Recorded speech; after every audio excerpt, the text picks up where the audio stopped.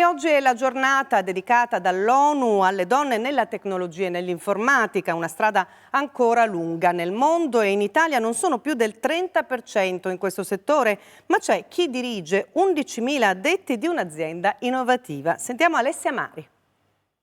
Dove si è fatta la storia dell'industria ha preso casa il futuro, con gli elettrodomestici gestiti via smartphone, e alle ricette ci pensa l'intelligenza artificiale.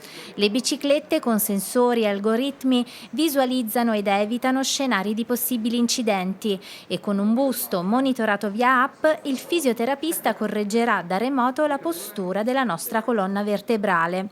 L'auto del futuro continuerà a rompersi, ma grazie alla blockchain, catena di tecnologie che parlano tra loro, comunicherà da sola il proprio guasto all'officina.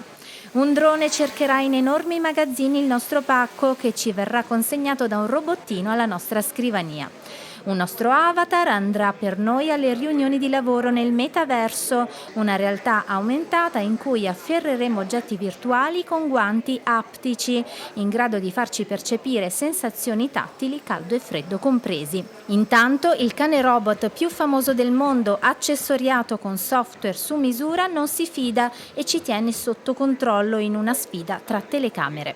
Con 6 nuovi laboratori, Reply, azienda di tecnologie innovative, appena traslocato nel Palazzo Storico del Lingotto di Torino. Nel tempio di Gianni Agnelli ora comanda una donna, Tatiana Rizzante, al vertice di oltre 11.000 dipendenti. A lei chiediamo perché perfino qui le donne non riescano a superare il 30%.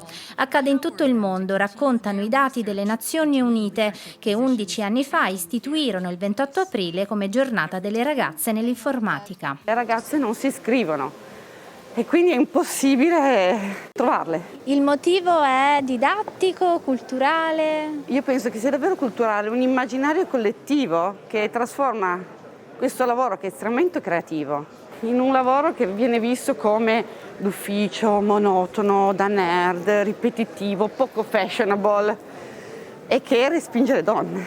Ci vuole tanta creatività. Ma devi avere gli strumenti, come se vuoi fare la sarta, prima impari a cucire. Se vuoi fare qualcosa con il software, prima devi saperlo utilizzare. La stanza di Gianni Agnelli però rimane off limits. Un giorno ci sarà in modo di entrarci dentro simbolicamente? Non lo so. Quando varchi la soglia è sempre un po' imponente e speriamo di essere all'altezza di quello che ha fatto Fiat.